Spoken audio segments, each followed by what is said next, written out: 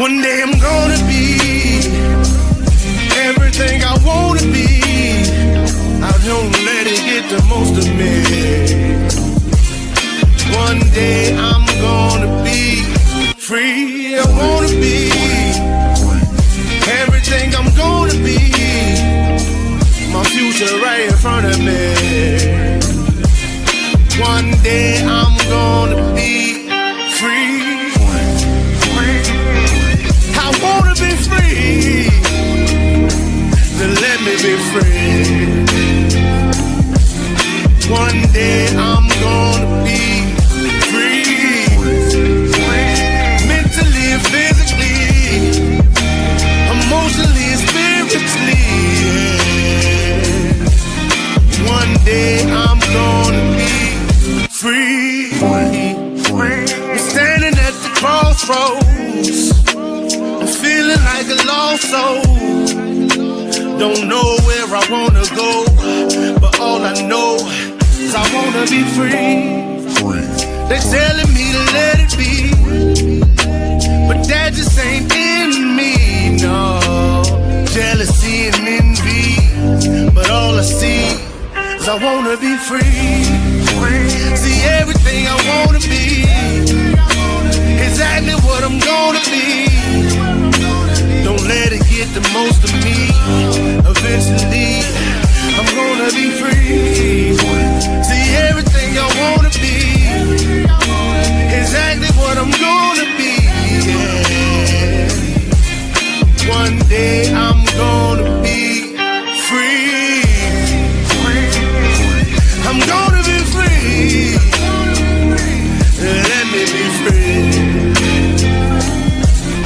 One day I'm gonna be free. Mentally and physically, emotionally and spiritually. Yeah. One day I'm gonna be free. I told them take their aim off me. Stop trying to get a name off me. If they would just let me be, I'm gonna be free. I told them take them chains off me and throw away the locks and keys. If they would just let me be, eventually I'm gonna be free.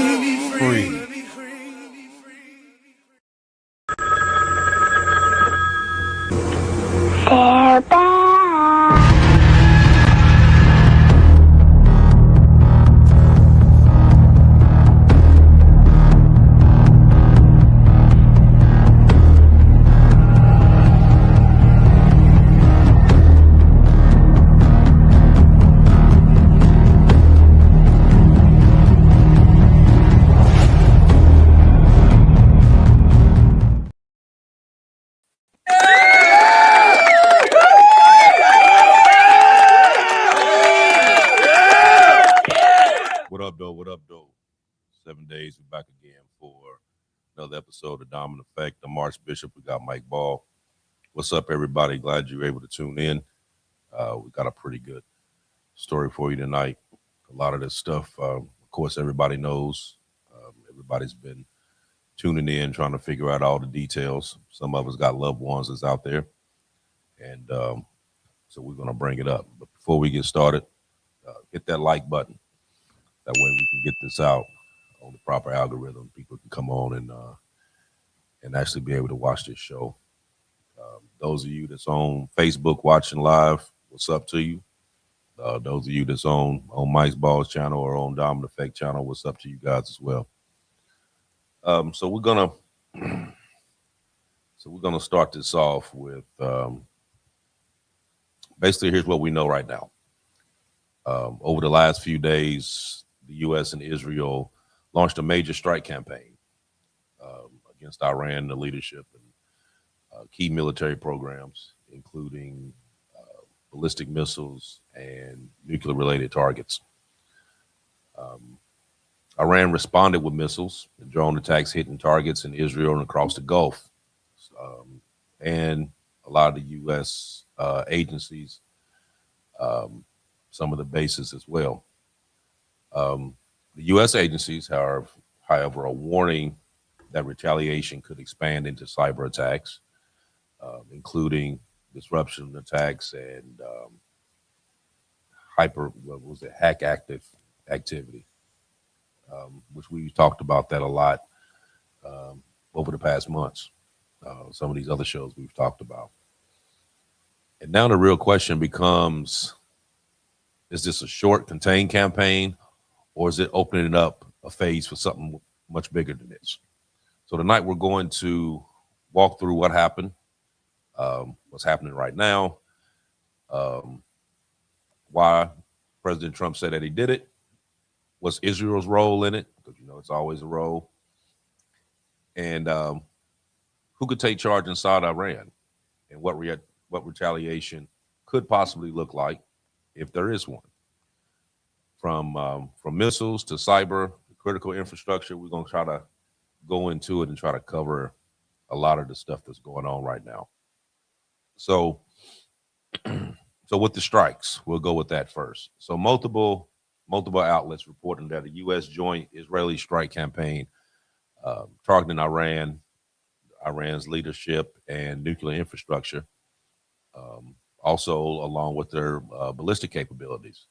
Reporting also indicates that the campaign included high-level leadership targeting, which reports said that their supreme leader was also unalived. But this is reported.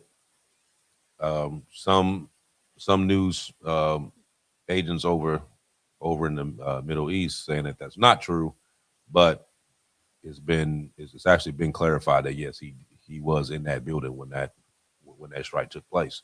Right. So Iran launched missile and drone retaliation against Israel and a lot of the Gulf states, and targeted a lot of U.S. access, and was also part of trying to shut down the Strait of Hormuz. A lot of these monitoring groups has assessed this pattern as though Iran have sometimes come smaller, sometimes even worse, but we're being the capabilities that they had and being able to try to tie off the strait was also causing a lot of problems as well. As we see when you go to the gas station right now, you notice everybody's gas has spiked up a little bit. Yep. And it's probably going to end up increasing. Yep. Anytime we have conflict like this, you usually are going to see that, especially in the Middle East. Oh yeah. Every time that there's a conflict, the gas is the first thing that goes up. That is the very first. That and then your stock markets. Right. So you have the DHS intelligence assessment warns that the Iranians and their proxies could try to pursue some type of retaliation, including low-level cyber attacks, targeting threats, especially in response to the leadership casualties, which they end up losing. I think it was 19 that they ended up losing, along with the supreme leader. Yeah, there's a lot of government officials, but yes, that is like the top ranking people. Yes, right. A major private sector has also been flagged, elevating risks that could go with dealing with critical infrastructure here in the U.S., dealing with power grids and water treatment plants. I mean, it's a lot of old technology too that I'm sure can be penetrated through even online. Oh yeah, they've been. That's one of the things that has been hacked for the past few years that they've been trying to get into, and it's usually the top three that's trying to do the hacking, and it's usually either Russian, Chinese, or Iranian. That's been the top three that's been always trying to hack into a lot of these our shit critical infrastructures, right, that we got going on. So so I know, Mike, I know you did a story about this earlier. We was talking about some stuff that you had actually been looking at. So Right. just kind of filling me in on some of the stuff that you actually seen, and then we'll just keep Yeah. it flowing. So something interesting on their Navy side. So we have so far, as of this morning, have sunk over 20 of their Navy, vessels. And so originally, I heard the original number as 9 vessels that we took out, their naval forces. Well, that number was updated 24 hours later, and now we're 20 plus now. One thing that is to notice is the length that Trump and the Pentagon is talking about how long this is going to last, anywhere from 4 to 5 weeks or whatever. I have a keen feeling. This is not something I know for fact. It's just a keen feeling that is speculation of how long I believe that the United States looks and says how long until they run out of their missiles, essentially, because that's really their real fight. They don't have a real air force like that. Their defense is their offense, kind of the same thing, I mean, they're the number one ballistic missiles program in the entire world, hypersonic, all of that. And their drone production, the Shahed drones and all of that, those are drones that Putin buys up there in Russia to use between Russia and Ukraine. So there's a lot of interesting developments on this. I believe that the length that is predicted as of right now is just until they essentially run out of everything they've got. True. Well, that's what they say. That's what they say. I don't know that to be fact. I'm just saying. Yeah.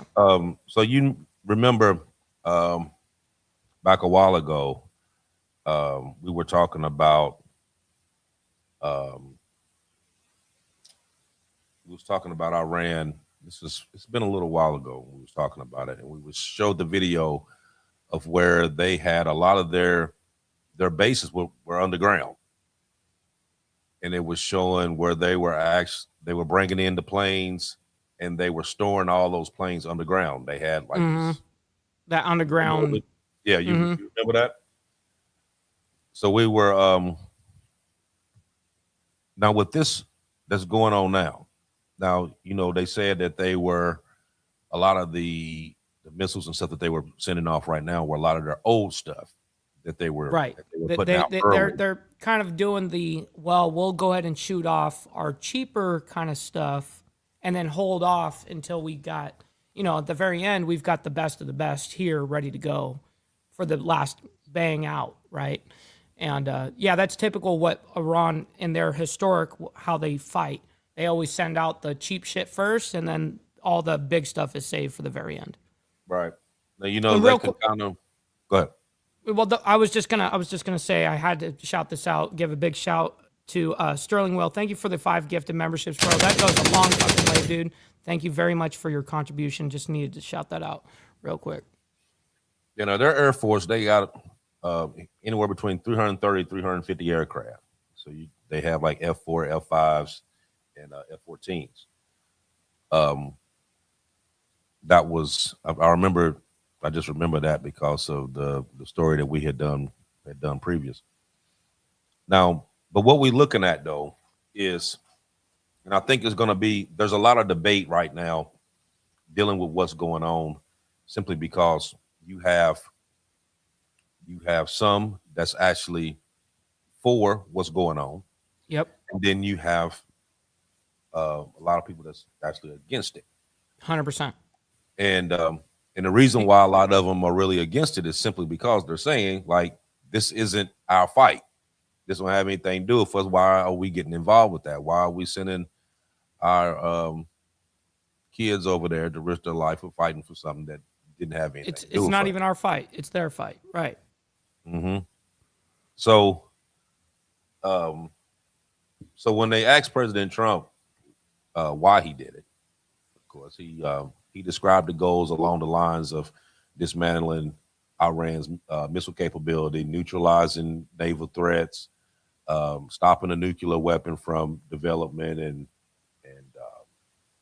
support for Israel. Right.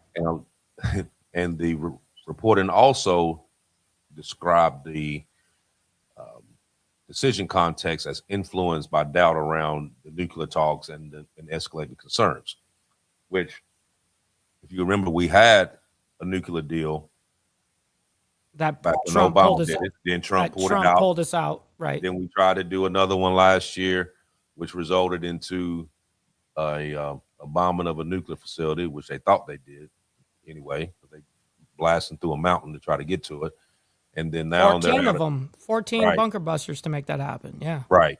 And then we going back again for some more talks, and from some of the other recordings that I have listened to throughout the week, they had said that Iran had actually agreed to a lot of the terms that they were asking for. Some of them they just said no to, but there was a lot of them that they actually said that they were in favor of doing. Well, those demands also came from Israel, and so basically Trump is mimicking whatever Israel's demands are.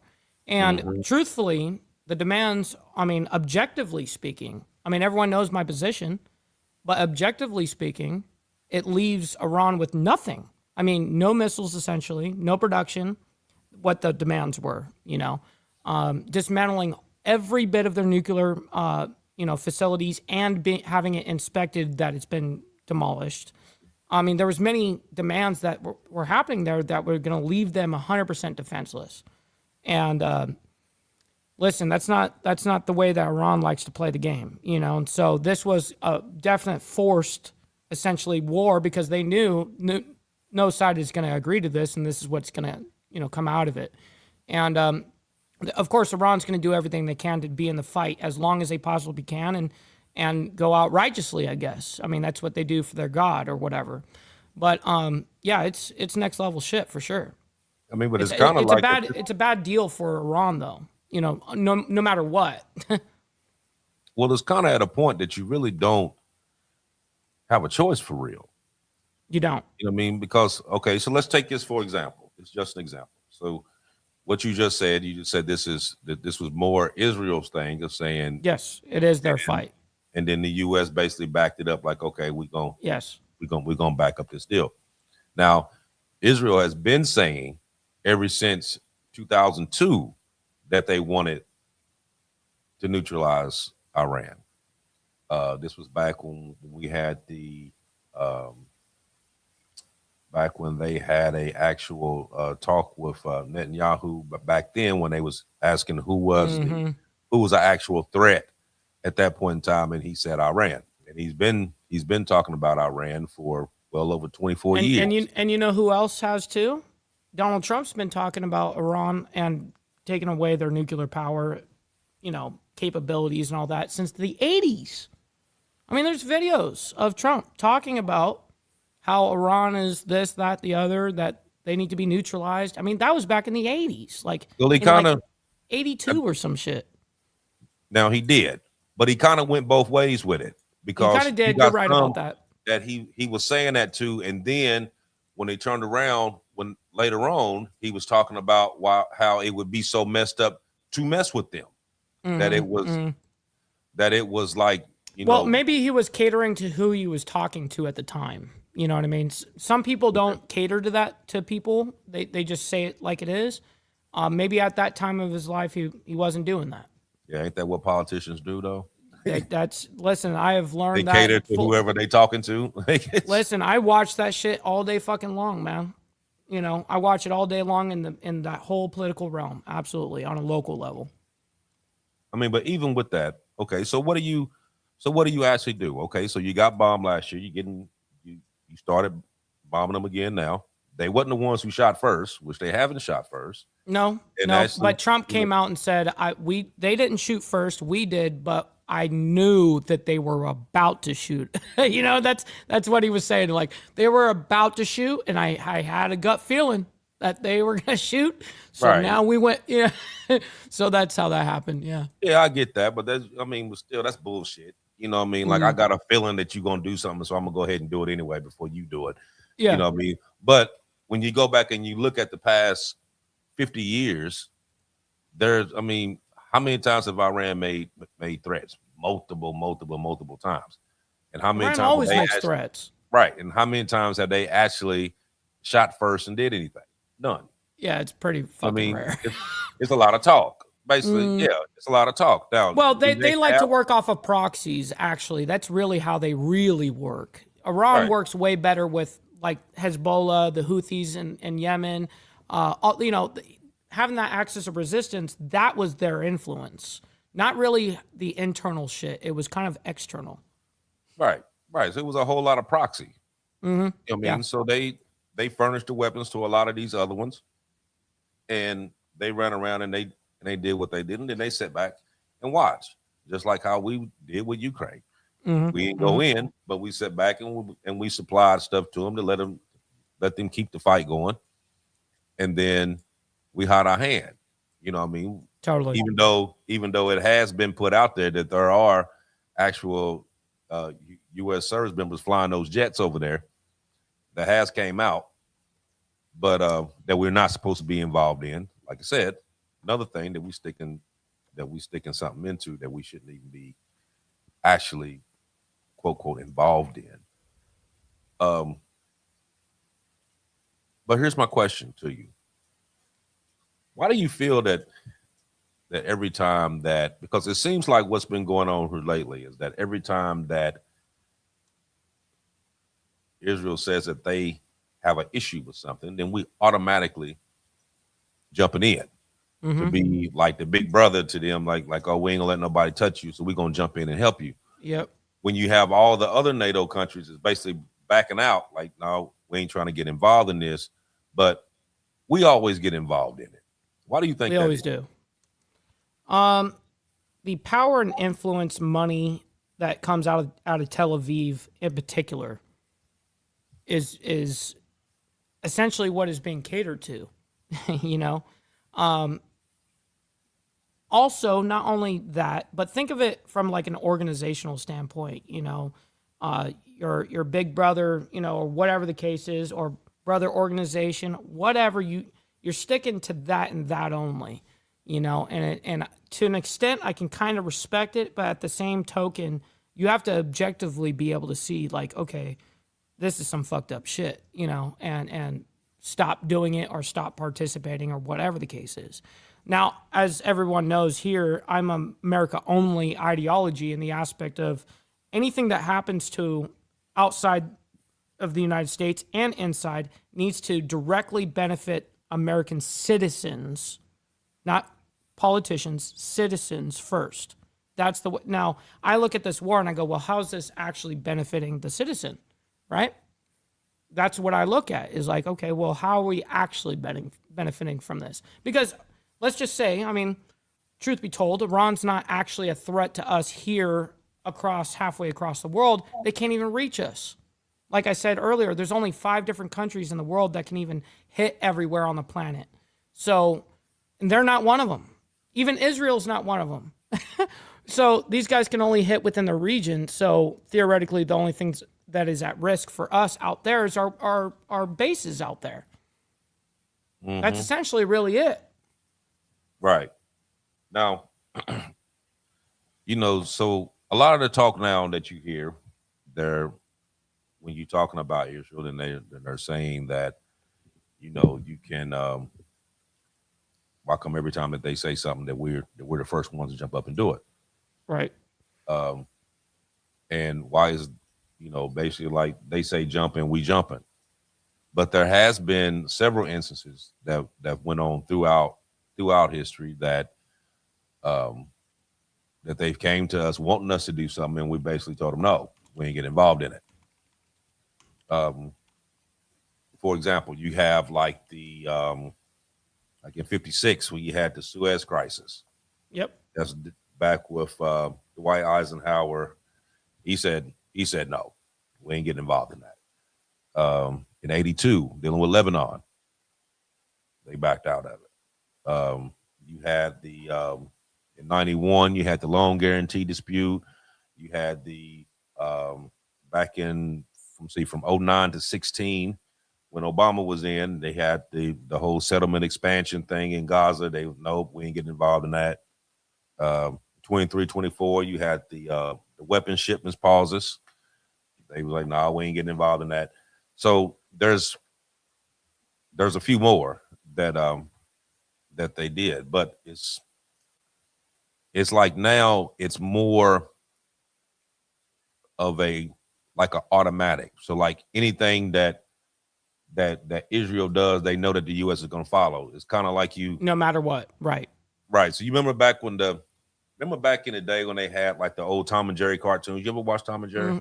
Big time. I love watching Boomerang, by the way. So you had the big bulldog Butch. Yep. And then he had the little one, like the little pup that was always with him. And the little pup would always get into some shit. The big buff. Yeah. So the little one would always get into some shit because he knew that once you grabbed him, big homie's coming. Butch. Here comes Spike or here come Butch, and they gonna come in. They're gonna handle it no matter what and save him. That's the same That's exactly thing what's happening. going on here. Yes, that is the exact same thing.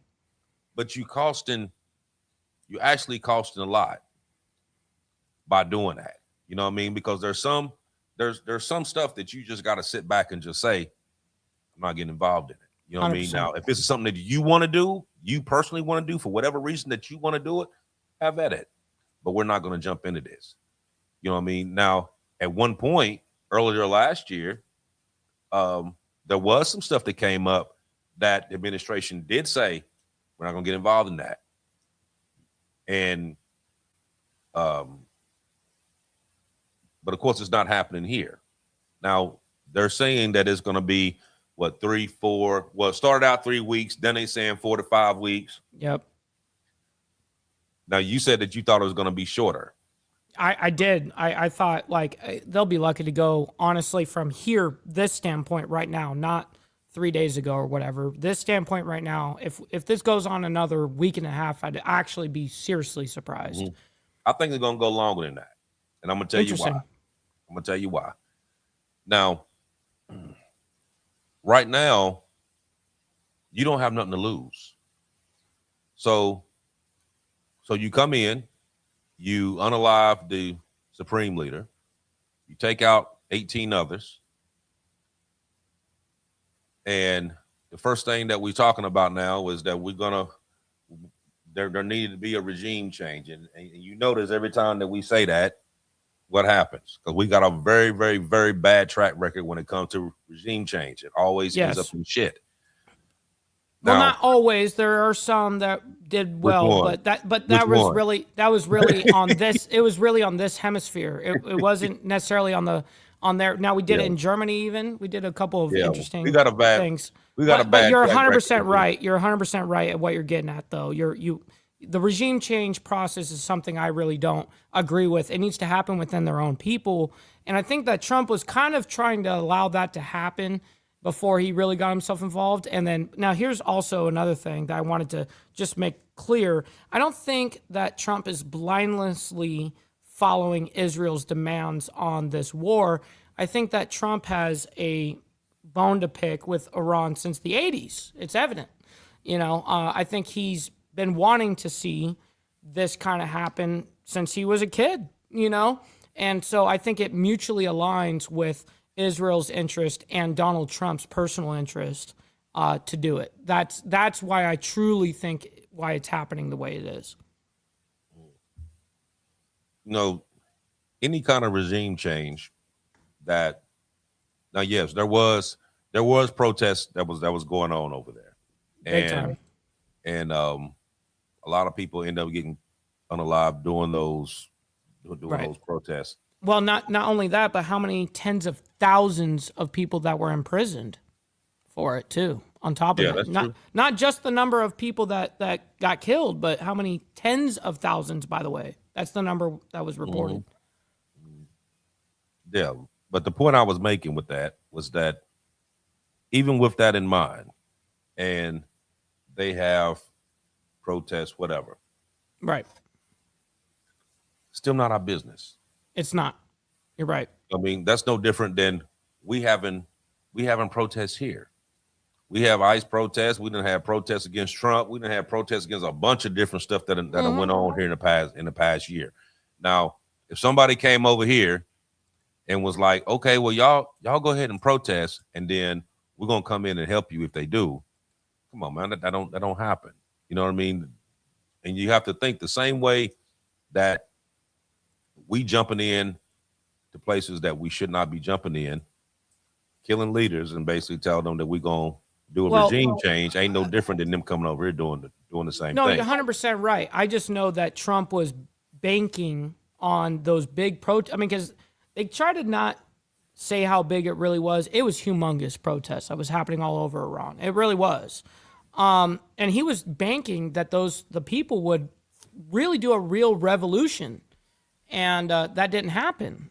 They kind of controlled the situation, right? And so because of that, it was like, okay, now it's time for us to do this kind of thing. Because their own people's not going to do it now. But that's why he gave that buffer zone and why we set up for so long and waited shit out. And because he was like, well, I want to see how these guys handle this shit. And they didn't get done what Trump wanted done. So exactly. That's what I'm saying. Thank you.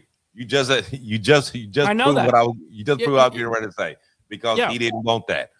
But like I said, it's not your business. It's not. You know what I mean? And it seems like throughout the years, not just this, but throughout the years, it's kind of been set up the same way. A lot of these regime changes and all that stuff, it all centers around someone who does not like what's going on over here. So anyone that tries to give you, that gives them shit that they don't like, they getting their ass up out of there and they putting somebody else in there that's going to agree to do what they want them to do.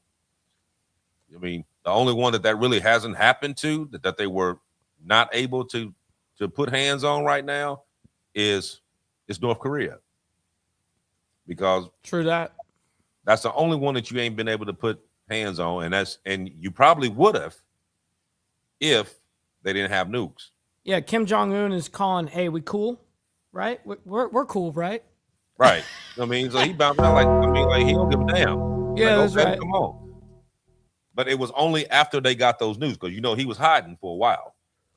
And then once they got that to where they started doing the little mock launches and all that stuff, and you seen that they was over there testing, then they started backing up from it. The landscape completely changes when everyone knows that you've got a nuke. Right. I mean, it just changes the entire landscape, not just for the region, but for the world. You know what I mean? So it is a big deal. Even though they can't, most of the nuclear countries that are even there can't even reach the rest of the world. So it's dependent on their big fucking rockets as well and stuff like that. So it all coincides with their actual hardware, what they got. But yes, it changes the dynamic of fighting big time when you've got a nuke. Right. Like I said, it ain't no fun when fun when the cat got the gun. It's like, hey, listen, I love when I'm in a gun, I'm in a gunfight and this guy shows up with a knife. Perfect. You know what I mean? Perfect. That's great. That's exactly the situation that, on a big landscape of nukes. I don't think this is going to be as easy as they think it's going to be. And the reason for me saying this is like, this isn't Venezuela where you go in and you pop a couple guns and you shoot a little something and then everybody decided that, okay, we're not going to do anything. We're just going to let it go status quo. You got 90 million Israelis over there. I mean, Iranians. Iranians. Yep. They ain't about to take that shit.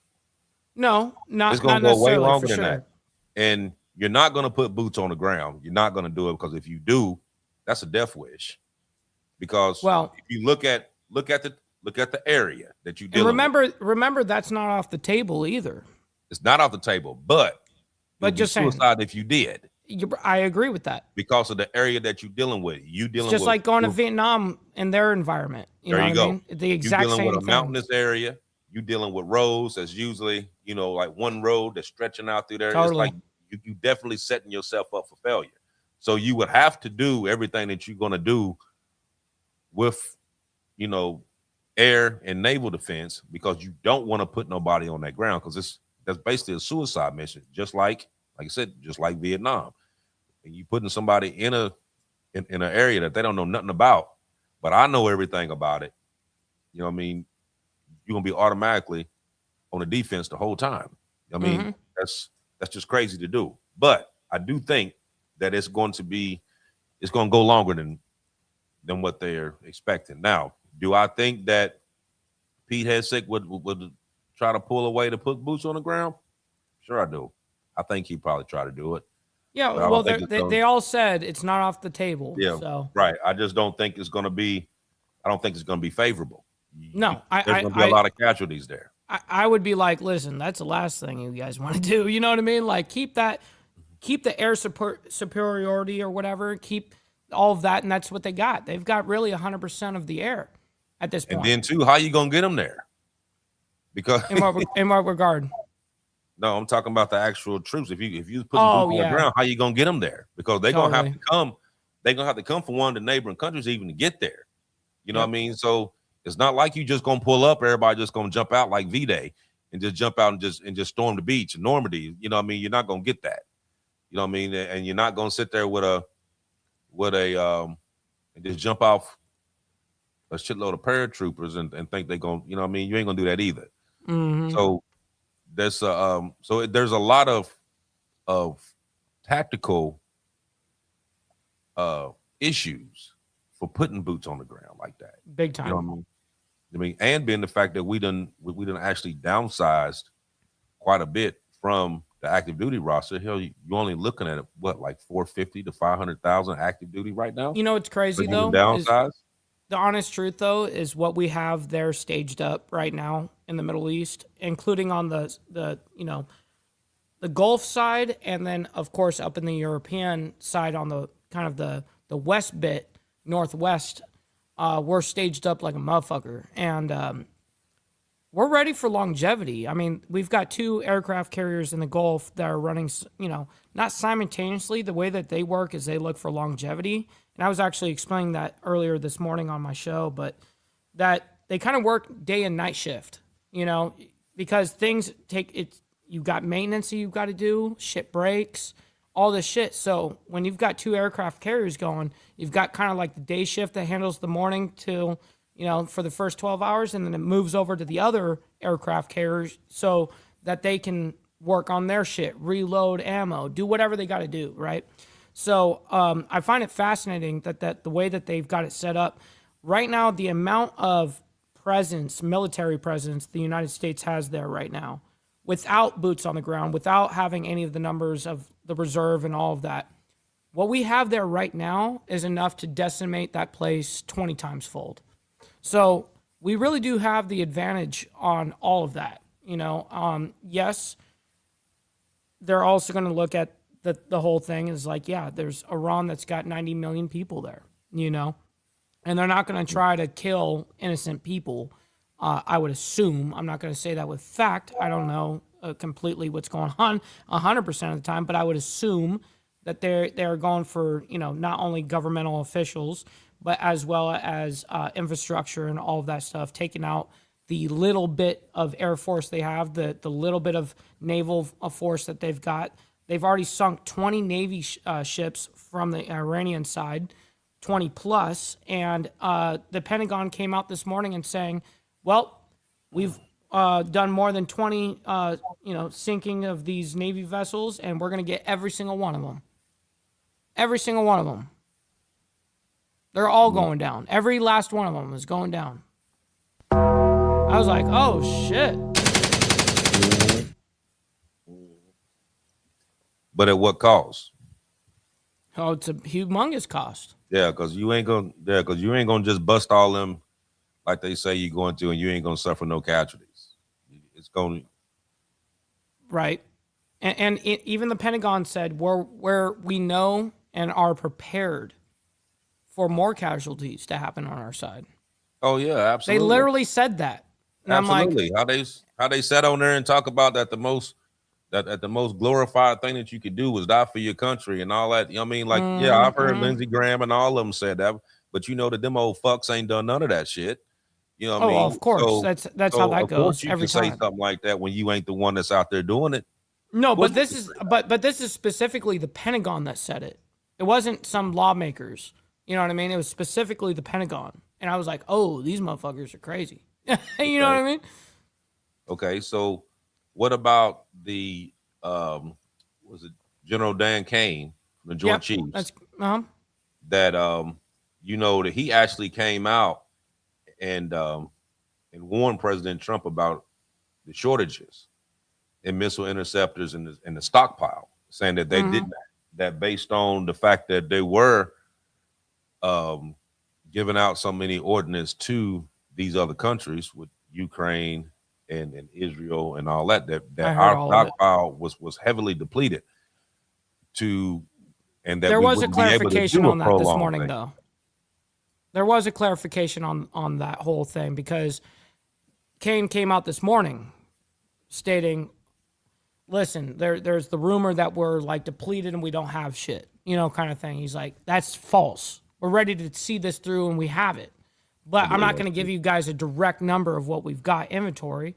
He goes, that's a breach of national security. But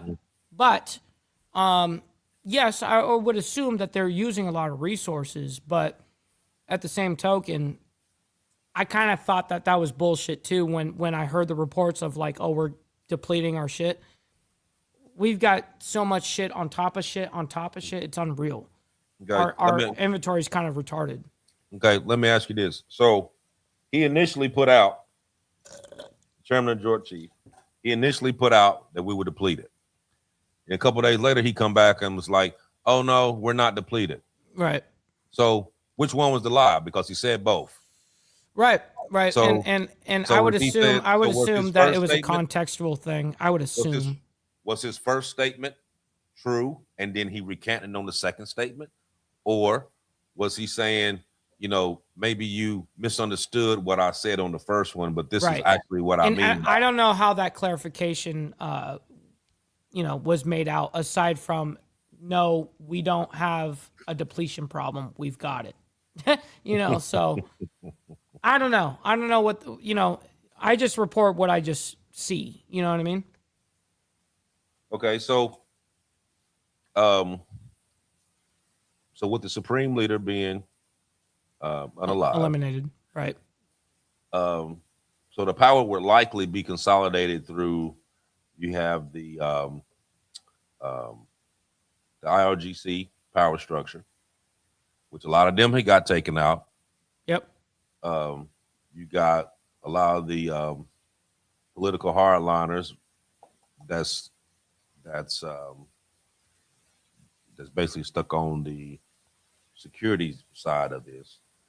And then you have like the senior clerical instructors that those are the three different groups that they could actually pull from to kind of come back in and take over leadership, because historically during these crises, systems like that tilt towards the security figures, it kind of, they say you got kind of, what's the word I'm looking for? Reformats itself, basically. So you got some that's going to take a more of a defense posture. You got some that are stronger on towards the retaliation part, just to show strength, and then you have some that just want to be just diplomatic about this and just kind of, let's just end this as quick as we can end this, and kind of count our losses and make a deal, and just everything just be what it's going to be.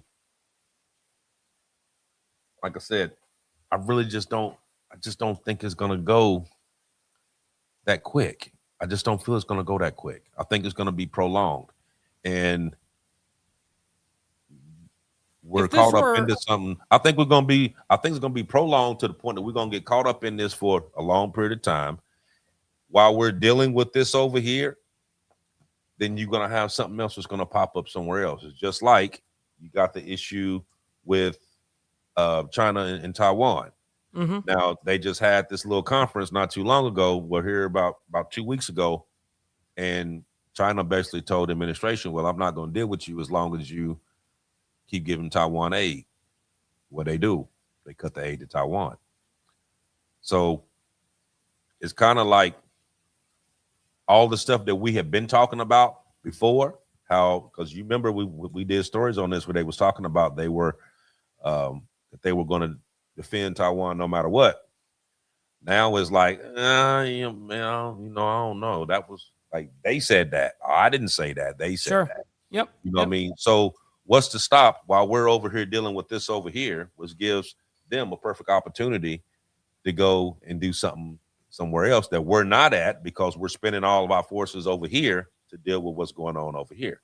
You know what I mean? Because for sure. I said, big time. we spend a lot of our time and a lot of our money policing the globe, and we're scattered. You know what I mean? So we said we got to bring forces there where they got 90 million people there. We got to bring stuff there to do something. You know what I mean? And I think that it's going to be a big difference. And I also think that being the fact that, we're over there, we're bombing with missile strikes, drones, whatever we doing over there, we're going to catch something over here. It's not going to be no missile, though. Ain't going to be no missile. No, they're going to do something over here. There's going to be some type of retaliation that's going to happen here, just simply because you're doing it here, we're going to do it there. Something's going to happen over here, and it probably end up being cyber. Probably end up being something for sure. Something dealing with cyber, where they're going to hit power grids or water infrastructure, something like that. You know what I mean? Our AI systems and servers and stuff. Sure. Right. I mean, they're going to tap into something. There's something that's going to be done over here. Now, this is the way I look at it, is the war itself, this whole thing that we're going through right now, I still believe is going to be cut short from even the time frame that they believe. And the reason why I have that stance is because of their Air Force. They have kind of none. They have a few jets and shit, but they don't have a real Air Force.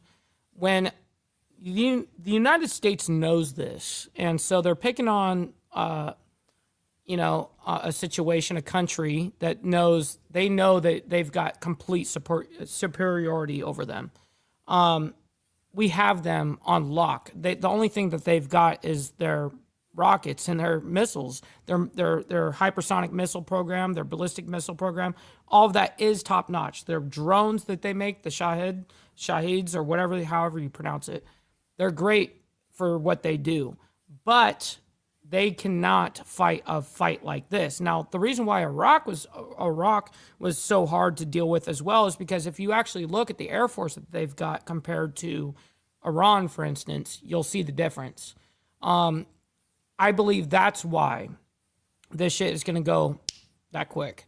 Their resources, truly compared to our resources, is second to none. I mean, ours is second to none, so I really don't think that they've got kind of any type of longevity in this. Okay. Well, but the after effects though of this whole war is what I was getting at. Is the after effects of all of it though is, yes, is it gonna fuck us over somehow? Absolutely. Somehow, some way, there's gonna be some shit that follows us for the next 30 years or some bullshit. I don't know what it is, but there is going to be some. You know what I mean? Absolutely. It's definitely going to be something. It's not going to go. I'm just saying, it's not going to go the way they putting it out that it's going to go. No, you know what I mean? Because that's all narrative spinning propaganda on both sides. Wars have always done that. It's all propaganda. All of it. All the jet videos that you see the White House puts out and shit like that, that's all propaganda, all of it, whether it be good or bad. It's irrelevant. It's about propaganda, So, real quick, I got to make a drink. I'll be right back. Well, you serious? Lord have mercy. So what we got right now is just it's a clear cut. Some say war, some say it's not war, some say it's just a conflict. I think it's a conflict now that could end up being a war. Now, I seen in the comments where somebody said, well, at least if China messes with Taiwan, they're not going to come over and get involved with Iran. That's not necessarily true. Because when you think about it, if they close the Strait of Hormuz, So right now, there's no oil pumping through. They've also been having missile strikes in the UAE and Saudi Arabia, a lot of those Gulf states targeting oil refineries and shipping ports. So if you completely shut that down and nobody's able to bring or get oil back and forth through there, of course you're going to strike China's attention. You're going to strike Russia's attention, and they're going to be involved with what's going on. Now, you also have to remember that they also have an alliance with Iran. That if anything happened to them, that they were supposed to join in. Now, they haven't joined into anything right now. They've actually been on television talking about wanting to stop what's going on and be able to show some type of diplomacy on it, and not let it result to the point that they will have to jump in. But like I said, if that oil stops flowing, you better believe Russia and China are gonna get involved in that. What do you think about that, Mike? Well, I find the oil trade very, very interesting, including that, well, because I was also involved in oil. I find what's interesting in oil, for instance, not just what's happening with Iran and all of that stuff, or in the Middle East, but for instance, what happened in Venezuela in regards to that oil that essentially is BRICS nations' oil, theoretically, and I find that whole thing fascinating because even Russia was like, we have to accept our loss on that, and they did. They did, which is surprising. So did China and all of them. So they'll find another way to be able to get us later on some bullshit, but they had to take kind of an L in that situation at the moment. Mm-hmm. I just But seen oil is fascinating though. yeah, and they're gonna fight for it. I mean, It's anything dealing over in the Middle East anyway has always been about oil. Now there's been other things that was brought up to be able to use that gave them a reason to go over there to do that. But the end result was oil. That's what they wanted. What they wanted to get their hands on. the black gold, man. It's one of the number one resources in the world aside from gold and silver. Mm-hmm. Somebody had put a comment. This one right here. China doesn't want war with the U.S. You got to think about that, because what you got right there is basically a sleeping dragon, and I'm gonna tell you what I mean by that. China's not involved in nothing. Now, they've been aiding with the proxy though. They've been sending weapons and stuff to different places and stuff like that, but they haven't actually been involved with a lot of stuff that's going on. Now, you got Russia that's dealing with Ukraine. They taking massive losses. You have the U.S. that's bouncing around, patrolling everything. Now we're dealing with this in Iran, just like we were dealing with stuff over in Israel and the Gaza Strait and Sudan, and we can keep going on and on and on. So we're out doing all the fighting. They're just sitting in the background watching. So if they did decide to do anything, by the time they actually did it, we would be massively depleted. Even though we may have the greatest military in the world, but you can't fight everybody at the same time. You just can't do it. It's not humanly possible to do that. But like I said, they've been sitting back and watching all the BS that's been going on all this time. Now they say little stuff here and there. They really ain't saying nothing, but they got millions of troops over there. I mean, they got a navy just as big as ours. It may not have as big as ships as we do, but they do have a navy that's just as big as ours. They got an air force over there. They can actually do it. But if you're dealing with with a country, say like the U.S., that we're spread it out the way we're spread it out, who's to say that you don't pick the right time to actually do that?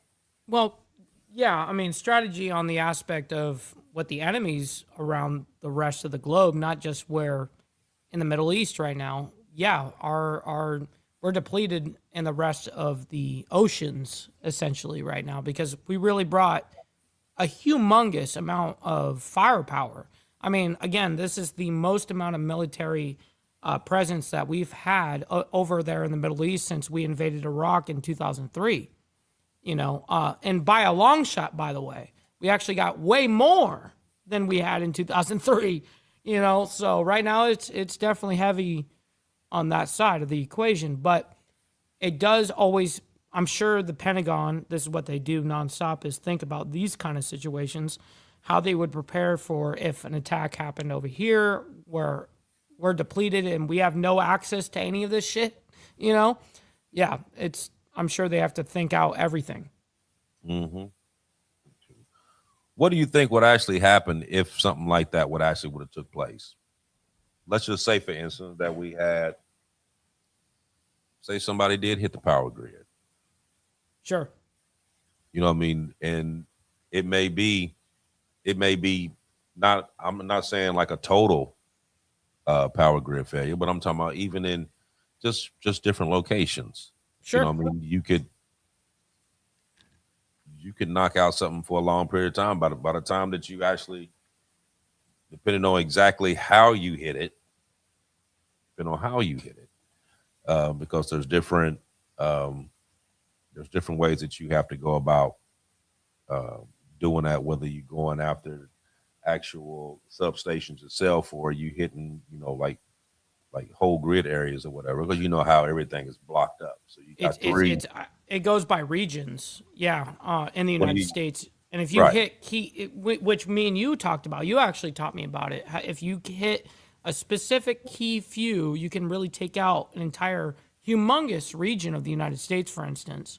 Well, it's broke up into 3. Right. It was 3. I couldn't remember if it was 3 or 4, but yeah. Yeah. It's actually broke up in 3. Texas has its own power grid. Yes. But the rest of it is broke up in 3. But what's interesting about the power grid and why it's probably so hackable as well, I mean, look at the technology. I mean, late 60s, early 70s is a lot of the power grid structure. It's off of the technology from the 60s and 70s. Right. So a lot of it has not been really updated. A lot of it's been kind of like patched as shit goes wrong. They just patch that problem. They really haven't really done like an overhaul and like, hey, let's redo all of our grid here and be more efficient and all this, less being able to have outside entities being able to hack it or whatever. True. Now, you are right. A lot of the infrastructure on the power grid has been around since the 60s, 70s. Now they have been upgrading as they've been going through, but it's not completely upgraded. But the base model, the skeleton, is still 60s, right. 70s. They just added to. Right. Now, here's the part that they get you though. So they'd be like, okay, so how could they possibly go in and get into this power grid? Now we have cyber people that work for these power stations and all this other stuff that does the exact same thing that keeps people out of it. But where are these components coming from? Who making them? China. Mm-hmm. That's where they're coming from. Yep. So you think anything that you make, I know how to get into. You see what I'm saying? Mm. So what's really stopping anybody from being able to do it? It's like, hell, if I made it, I know how to get into it. I know how to. Yeah, especially if they're writing the software or whatever exactly. to run it. They're the ones that have access to it, of course. Exactly.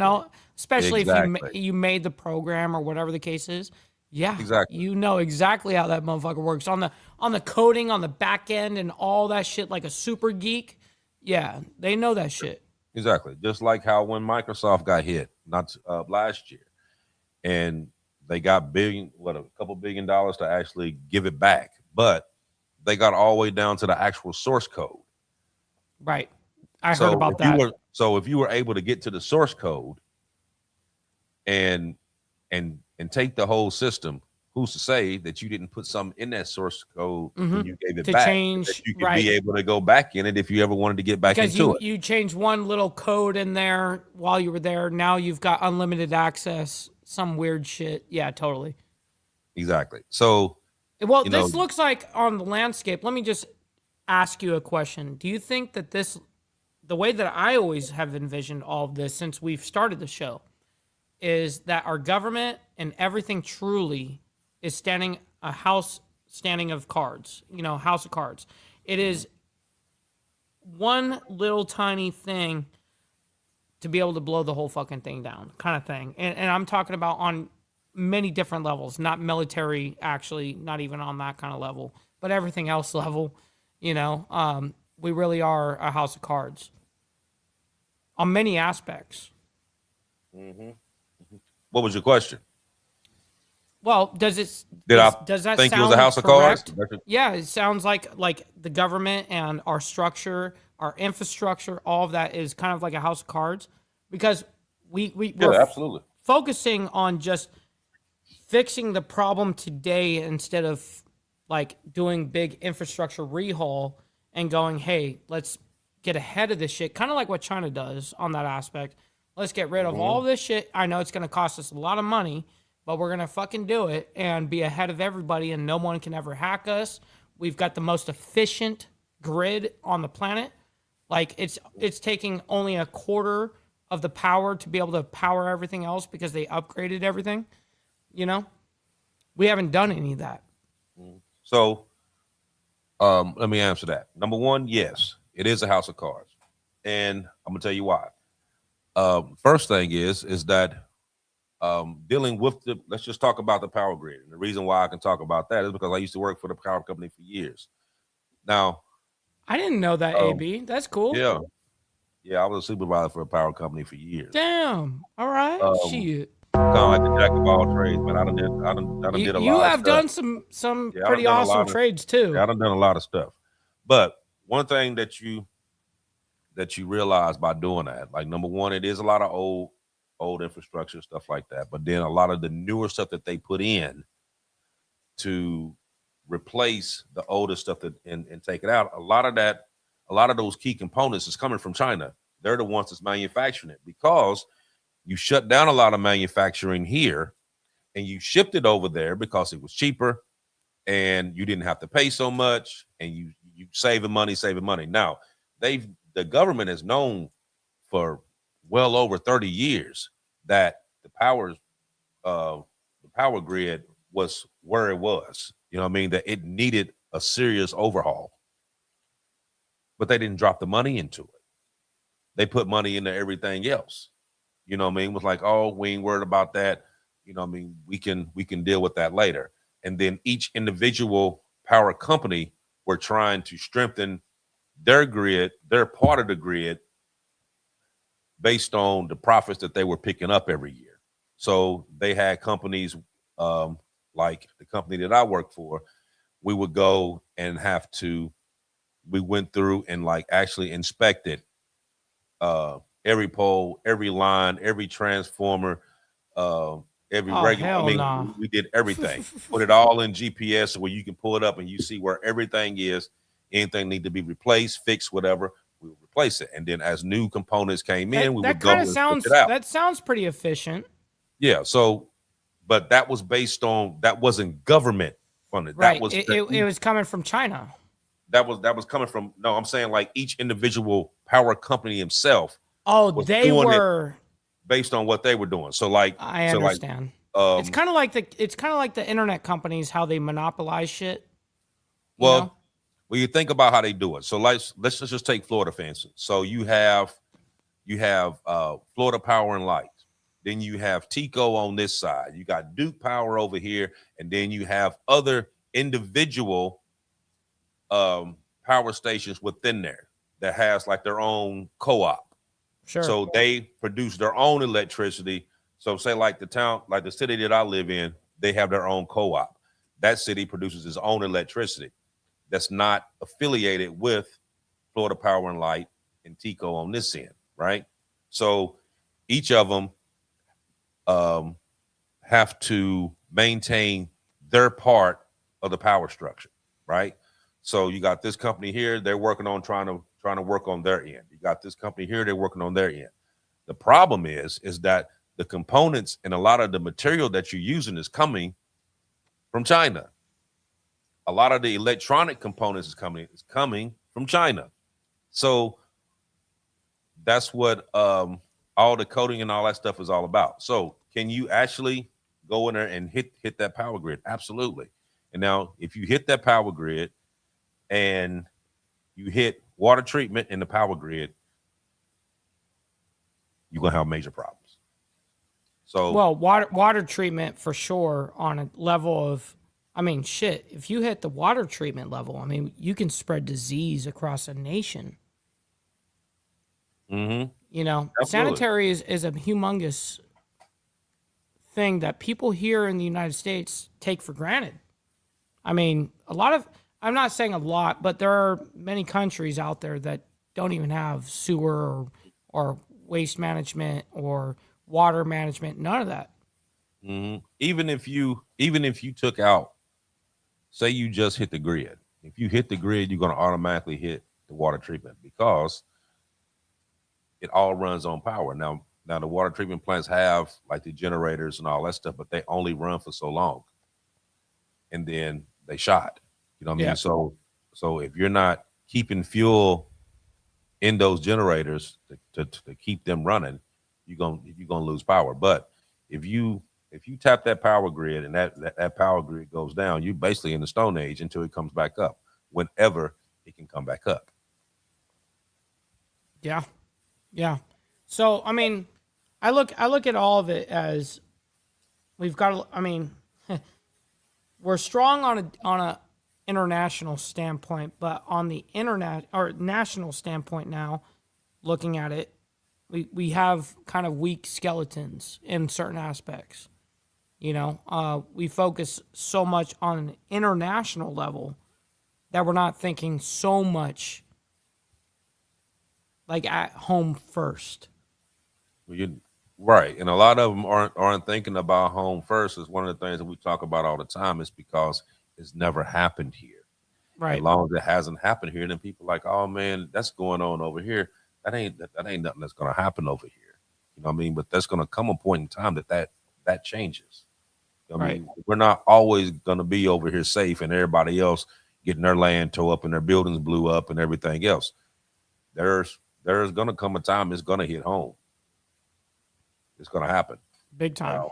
And like I said, being the fact of what's going on right now, it's not going to be any kind of missiles coming over here. Now, do they have sales here? Yeah, they got sales here. You had the FBI director that said this years ago Yep. that there were sales here. So Big time. So expect there's going Yes, to be some expect it. isolated attacks here and there. There's going to be some cyber threats. There's We going to be just some saw what cyber. happened in Dallas, Texas, actually. We just saw it, you know, Right. just a couple of days or yesterday or whatever. But yeah. Right. There's going to be some stuff going on. So not only are you watching that, you're going to watch the people around you, watch Big what's time. going on. You know what I mean? Because this is a key thing. This is something that's definitely going to happen. It's not going to just go. It's not going to just go away. There's going to be a problem before it actually does. I agree. But so we pushed it to 108. So we're gonna drop it down for the evening. I appreciate everybody that was on, was able to watch. Like I said, hit that like button, like, follow, share, subscribe. We're gonna keep our ear to the wall and see what all we can pull out for this. Hopefully, now I hope and pray for the sake of the men and women that's out there supporting and defending this nation. I hope that you're right, and it does only last for another week. And Me too. and- I and mean, be I able to know I back- could easily be wrong, but I really hope for our people because honestly, I don't think that we should be in this shit at all. But nonetheless, I would hope that this ends immediately. You know what I mean? So that we save American lives. But yeah. Oh yeah, absolutely. There was a captain that was one of the casualties. That he's actually from here, from where I live. Oh wow. Actually from Wow. here. I haven't got all the information about it, but this was in conversation that I was in earlier today. But the last thing that we want to do is be able to send our men and women back home in a box, especially for something that really didn't have anything to do with us. No You know what I kidding. mean? Which kind of gives us a more of a thought that maybe it's time that we stop policing everybody else and actually go back to what was supposed to have been done at the beginning of the year, where they said we deal with America first. Yep. You know what I mean? Maybe we need to actually do that and stay out of people's business. Yes. Yes, I 1,000% agree. I hope that we can eventually get somebody that will do that. You know, in the aspect of being a president. You know, Right. I hope that eventually we get somebody that truly is America first, America only ideology. I hope that happens. So for everybody listening, like I said, if you know someone that's in the military, put a special prayer out to these men and women Absolutely. that they're able to do what they need to do, follow the objective, and be able to make it home safely. So, like I said, we're gonna keep our ear to the grind. We're gonna keep pulling up information on as we get it. We're gonna push it out. Those of you who not on the Facebook group, go on there. The Dominant Effect podcast on Facebook. We put a lot of information out on there throughout the week. I'll pull it up right now. Just go on there and check that out. If you're not a subscriber, just go on there and hit it. It's absolutely free. Just go on there and just click on it. Like I said, like, follow, share, subscribe, share this out. Like I said, a lot of stuff that we're putting out here. This is a lot of stuff that we've been talking about, though.